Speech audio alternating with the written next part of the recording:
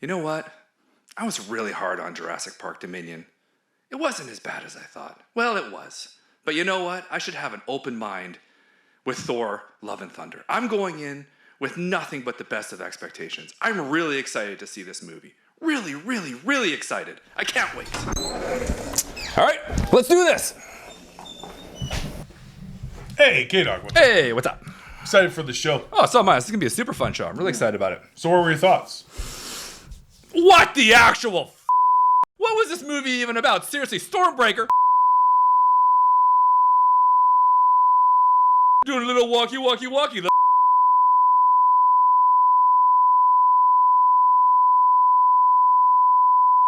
hours of my life.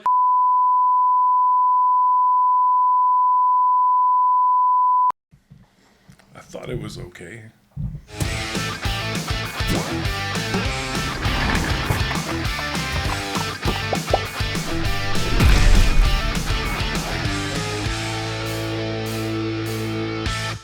And we're back. So it is our honest movie review of Thor Love and Thunder. Yeah, I apologize. Got a little heated there. I think I had one too many coffees this morning. I've calmed down. I've simmered down. Okay. I'm ready to do the review show. So if you haven't seen Thor Love and Thunder, brand new in theaters, this is your spoiler warning. We're going to talk about the things that we did like as well as the things that we did not like and give this movie a spicy meatball K-Dog and Fish rating of 1 to 5. I'm not too sure if I should start this or if you should start this. Are we starting with pros or cons? Let's start with pros. All right, you can start. Okay, so... And we're done. Let's go straight to the cons. So this movie was not great. I do want to start with some positives. One, Chris Hemsworth always kills as Thor. The guy is Thor. Fine. It was nice to see Jane Foster back. I have some of the negative things about that we'll delve into. Trying to stick with the positives. As always, with Taika Waititi, and I hope I'm pronouncing that right, his use of music in the films. So like Ragnarok, he had some great Led Zeppelin songs. Mm-hmm. This one was a lot of Guns N' Roses. Mm-hmm. I think 4 to be exact for all the major scenes. To the soundtrack. Because they were amazing. Mm-hmm. I'm trying to think of some other positives.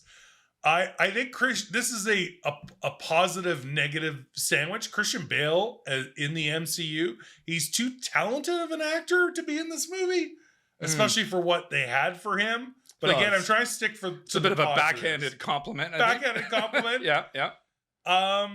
Visually, I mean, it was good. Mm-hmm. Yeah, sure. Good. Yeah. Soundtrack, Chris Hemsworth, funny, but I also have some negative thoughts about that. So I'm gonna leave it at that for the moment. That's positive. And you give us some of your positive thoughts on the film.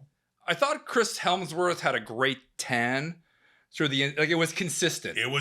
And I liked seeing that consistency through the whole movie. That means a lot to me. You know, I don't want you being a little paler in some scenes. I want consistent tan. And I thought he pulled that off. Continuity. I thought he pulled it off pretty good, you know. I mean, I was a little disappointed that he didn't pull a full Kevin Bacon in that one scene. You know, I think everybody in the audience were hoping for that.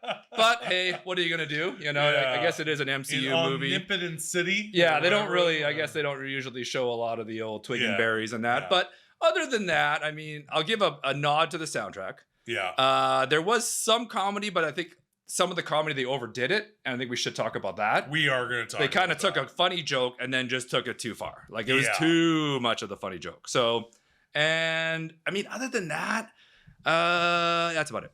Okay. Yeah, that's it. That's all I got. I always like Korg. Korg was good, but Korg was in it a lot. It's also voiced by the director Taika Waititi. And I like Taika Waititi. I'm not crapping on Taika Waititi by any means. I think he's great, but I felt like it was almost too much Korg in my opinion. But I mean, what do I know? You know, so it was a good, my kids are gonna love it. It's just, and it's part of the MCU. It's better than Thor: Dark World. Yeah, that's not really saying a lot. But Ragnarok is better. Okay. I think those are probably about all the positives. Like, Is it fun? Like, I'll even tell you, I love the Jean-Claude Van Damme moment where he's doing the splits. Like, that's just hilarious. Yeah, there's those great moments are funny. Yeah. But they're few and far between. I'll give you fair. Yeah. Absolutely fair. Okay. So those are some of the positives. I'm trying to think something else. Let's just dive into the negatives for a while here, you know? All right. So my negatives were that you have a character named Gore the God Butcher, mm-hmm. and you only see him butcher one person. Yeah, it was all off screen. Yeah. All of it was done off screen. Mm-hmm. So I think now the movie is only like just under 2 hours. Yeah. So you actually do have some wiggle room to add some scenes that give things more depth. So it should have had some scenes with him sort of getting his feet off the ground, becoming Gore the God Butcher, and actually seeing him do some of that stuff. I think that would have been great. At the same time, you have Jane Foster appearing as Mighty Thor, mm-hmm. Lady Thor, whatever you want to call her. Right. A part of the comics. There's even a Funko Pop of that. Right. It's a part of it, but you don't see her transition. Yeah, there's no explanation really. She's just there. Yeah. Yeah. Now, like, there is a smidge of an explanation. Yeah. Like, Mjolnir sort of calls to her. Yeah, Mjolnir calls to her, and she goes to Asgard, which is now Disneyland. New Asgard. Yeah, New Asgard, or whatever that's called. Yeah, and again, the whole scene of her doing her chemotherapy and talking to the kid. Yeah. And trying to explain, I guess, the wormhole situation is just like, none of us understand the wormhole. It's all over our heads. Like, seriously. Like, I don't know. But I think her, like, is seeing her transform for the first time mm-hmm. would have been better than her just appearing, fighting the shadow monsters. We should have seen Jane Foster's transition into Thor. That would have been cool. Right, okay. And that was done off screen. True, yeah. A lot was done off screen. And then the humor. Mm-hmm. Thor Ragnarok brought the Thor franchise back from basically extinction mm-hmm. because the first Thor movie is good. It's not great. It's good. The second one was horrible. Mm-hmm. If you say you like Thor Dark World, you and I are not going out for a ginger ale at some time. It's bad. He will punch you straight in the face. Taika Waititi came on board, and Thor Ragnarok was amazing. Yeah. And the humor, the timing, the action, the music, it is on my top 10 MCU films of all time. I was agree. so excited about this movie, mm-hmm. and here's where the humor went wrong. The first time with Taika Waititi, so Ragnarok, you have Chris Hemsworth as Thor, and he's being very sharp and very sarcastic with his comedy. Mm-hmm. And he only really did that once in Thor Love and Thunder. The rest of the comedy was him being the joke and not delivering the punchline to somebody else. Yeah, too campy almost, you know? Too campy. Yeah. And I felt like the Stormbreaker being jealous bit was funny at first, but then done too much. You should have done it once. Yeah, too much. And that's funny. Yeah. Stormbreaker's not a sentient being with feelings. Mm-hmm. So you can call the hammer and everything. So the one time was funny, mm-hmm. but then they just did that bit to death. Right. I will give credit that the one time he was very Thor Ragnarok funny was with the Gore the God Butcher. And we did give you a spoiler warning at the beginning. Yeah. But they're fighting, and he wants him to call his axe, mm-hmm. Stormbreaker. And he says, I'll call the axe when you call a dentist. Mm-hmm. And that made me laugh. Yeah. That was him being sarcastic and witty and funny and giving somebody else a biting line. Right. Whereas all the rest of the jokes in Thor Love and Thunder, all the comedy was at his own expense. Yeah. And I just didn't, it was more self-deprecating than him delivering sharp, funny lines. I agree. Totally. 100%. So, yeah. Also, we have to talk about Russell Crowe. While K-Dog contemplates his thoughts, I was excited for the cameo at first, and then Russell Crowe started talking. And Russell Crowe decided, because Zeus is a Greek god, that he would try and talk with a Greek accent. And it was horrible. So he tried to say, it sounded like the grandfather from My Big Fat Greek Wedding. The only thing missing was a bottle of Windex. It was horrible. Every time he spoke, I cringed. Yeah. I was like, you're Russell Crowe. Great. So we've gone to Impotent City and whatever it's called. Omnipotent. Whatever. Yeah. And we're all there where all the gods are, which, by the way, God the Butcher should just go there, Yeah. you know? Because apparently he didn't know where you it could was. speed up the killing Yeah. because they're all there. So just go kill them there, you know? But don't worry about that. You go the long route. But anyways, every time and I don't even get it. And again, even some of his jokes, they went back to it too many times, you know? The orgy joke, you know, it was fun the first time, and then they kept going back to it, you know, and the whole thing about the stupid lightning bolt and then the dance and the whole thing, it was just dumb. Like I just, God, it made me sad. It made me sad. You're Cinderella, man. You're Maximus. Gladiator. Yeah. A Beautiful Mind. Beautiful Mind. Oscar winner. Seriously. Yeah. I think there are some Super Bowl commercials from this past year where Arnold Schwarzenegger played Zeus. Yeah. I can't remember what commercial it was for. What I think AT&T or I don't know. Yeah. Doesn't matter. But how about Arnold Schwarzenegger in that? Yeah. The gray beard thing, just jacked as an old god. Yeah. That would have killed. Yeah. That would have done. I think Schwarzenegger should have been. I feel Zeus should have been. Shouldn't Zeus be a badass? Yeah. I feel Zeus should be a badass. And maybe have a little more arm definition. Like muscle. Yeah. You are the father of Hercules. Yeah, Russell Crowe really got into the role. He's like, so I'm going to eat gyros for 6 months, and I'm going to really get, layered up for this role, and then I'm going to talk like a moron, and I'm really not going to look like a god. I literally look like a guy that manages a GameStop. Yeah, good point. Also, we should move on from that one scene because we don't want the show to be too long. Nothing against managers GameStop. No offense. If you manage a GameStop, all the power to you. Yeah. But you shouldn't be playing Zeus. Mm-hmm. His weapon, the Thunderbolt. Yeah, which made no sense at all. It made no sense to me that when, again, Thor is now on his own to go rescue the kids of Asgard from the God Butcher, and that's his only weapon because Stormbreaker has been stolen, and Mjolnir is with Jane Foster. Right. So the only weapon he has is Zeus's Thunderbolt, and then somehow he's able to give his Thor powers to the kids, which, by the way, was a funny scene, like watching the kids fight in that. But there's no reason or mythology in the MCU that I know of where he could pass his powers to the kids. And if he did, it would be with Mjolnir or Stormbreaker, not your borrowed weapon. That made no sense. Again, Shaq-sized plot holes. Yeah, like seriously. Like it just didn't make any sense. Yeah. And then the ending was a little too convenient, as well as how did Gore the God Butcher know that Stormbreaker's Bifrost would open that portal to eternity? Yeah. Because Stormbreaker has only been around since Endgame. Yeah. He made it at the end of Infinity War, didn't he? With the dying star and I don't remember. Peter Dinklage in that. I don't remember. It was the end of Infinity War. Yeah. And it's like Groot's arm and anyway. Yeah. So that weapon hasn't been around very long. So how did he know that Stormbreaker could do that? It made no sense. And then it was a little too convenient, and there's a ton of other plot holes. Like why, like if Captain America was worthy enough to hold Mjolnir, why didn't he turn into a Thor outfit like Jane Foster? Yeah. Where's the explanation of that one? I got a lot of questions. Now, is it the worst movie I've ever seen? No. No. We're going to give our spicy meatball ratings here in a minute.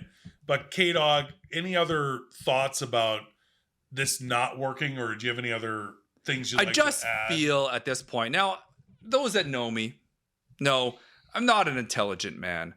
I've gotten by on my looks. Noted. But the MCU is just getting too complicated. Okay. There is too much going on. There's so many backstories going on because I watch stuff after seeing it. And dimensions. To figure out what the hell is going on. I'm watching all this stuff on YouTube going, I don't know. There's entirely too much going on. Yeah. We got to dumb this down. We got to simplify it. Go back to the beginning. Go back to the beginning for dullards like me and just like... Put popcorn in your mouth. That's what I want. I don't want all this thinking and multiple stories and everything. Oh, it drives me nuts. Anyways, that's all I gotta say. Yeah, multiple universes, multiple This dimensions. and that, and then, we're gonna leave these parts out because you obviously read the comic book, so you know that this part is this. I'm like, but I didn't read the comic books, so I don't know what's going on. Anyway, needless to say, we had probably more negatives than positives with this film. It is still funny. It's still enjoyable from different aspects. You just got to take a lot. You got to shut your brain off. It's still the MCU.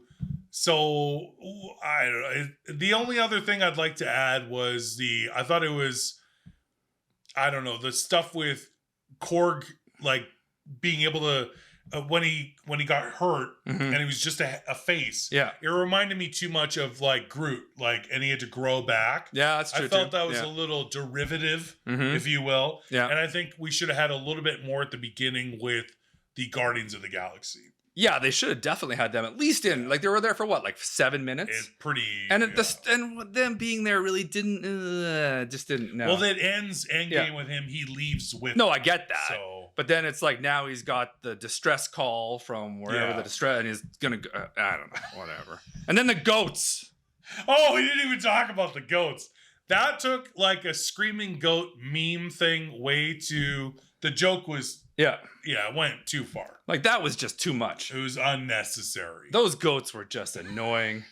Like, come on already. We get it. It's funny. Here's the present. It's some flying super goats. We get it. But they had, like, I'm going to end it on one positive thought. I thought it was very smart writing and funny when Korg mispronounced Jane's name twice. Instead of Jane Foster, he said Jane Fonda. Mm-hmm. And then he said... Jodie Foster instead of Jane Foster. So twice he mispronounced her name. Those are your positives. That was funny. That was a positive. That's your positive. That was a good positive. That's like saying I like Titanic because I like boats. I like ice. Yeah. I like boats and I like to see the ocean.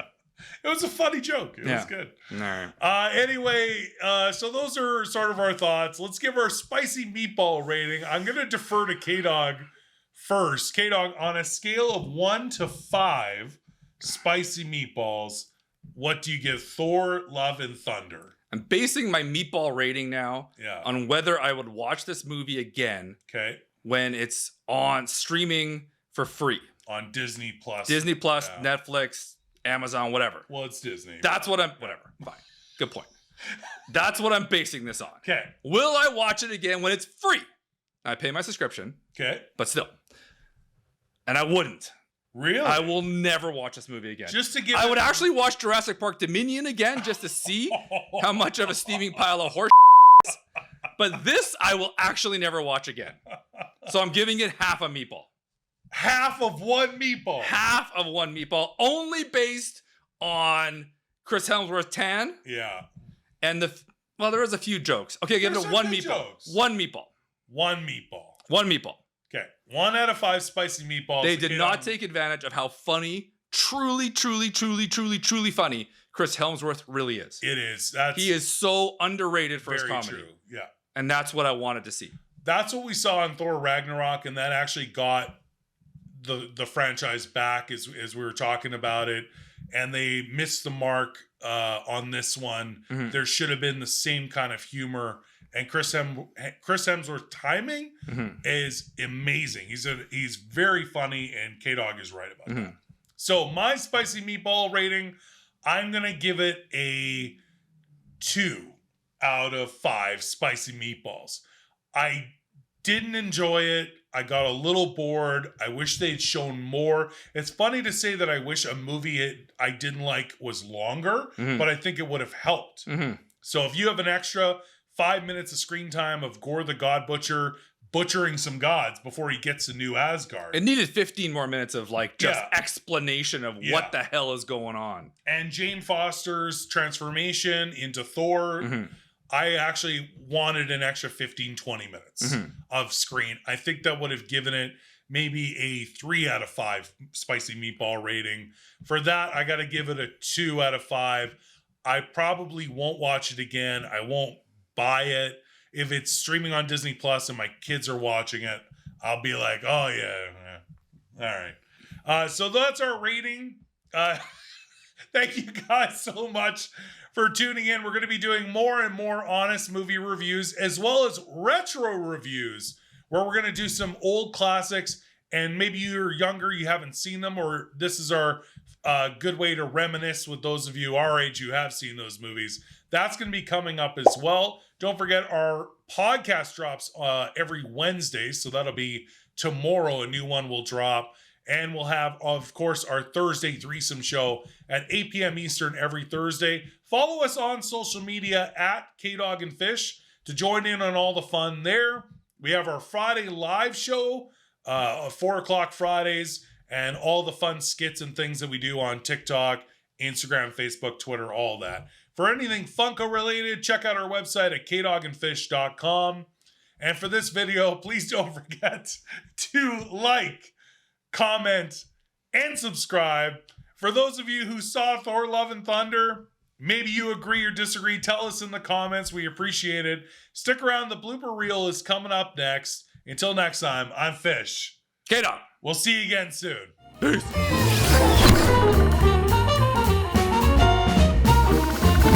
Excited to do the show. Oh, so am I. It's going to be a really fun show. I'm super excited about it. Let's do this. Let's do this. So all right. What were your initial thoughts of the film? I literally have one line. What are your initial thoughts of the movie? I was trying to say movie and film. So what'd you think? So what'd you think? That's good. Yeah. The use of the word orgy was a little overused in Omnipotent City by Russell Crowe with his horrible Greek accent. Yeah. Yeah. My son turned to me and said, "Dad, what's an orgy?" Yeah. I had to go, "It's a party for adults." Ooh, like a birthday party? I'm like, kind of. Yeah. Just wait till that night when the babysitter's over and you and the wife are leaving and my wife is like, "Have fun at your orgy, Dad." Good luck explaining that to the 17-year-old babysitter. I think when this is all over, I think the two of us should go down to the lava pits and hold hands for about 6 months. Yeah. Because that's how you make rock babies. Didn't know that. Didn't learn that in school. Biology class. Yeah. They didn't talk about rock babies and just holding hands by the lava pit. Do we really need that? I don't think so. You learned something new. And by the way, how does a rock, a Korg being, grow a mustache? Like his partner Dwayne there. Yeah. I get the joke, Dwayne the Rock. I get it. Yeah. But he had a mustache. I'm like, how does it's nothing but boulders. Yeah, you're rock. Yeah. And you just happen to grow hair. How do you grow a mustache? Seriously.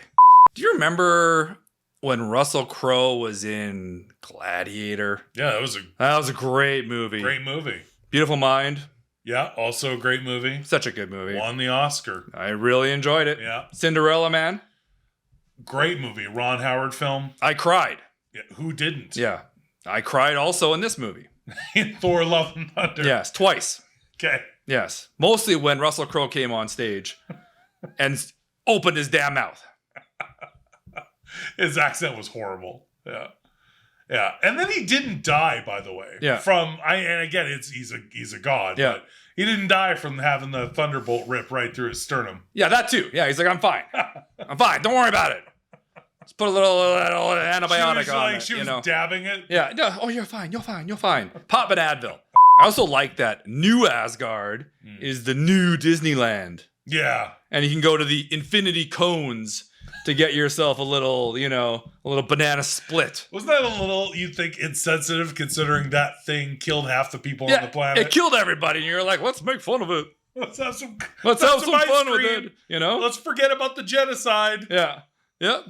50% off on Tuesdays, like we killed half the planet. I thought it was hilarious that all the people in Omnipotent City fainted when Chris Hemsworth's clothes got flicked off by Zeus.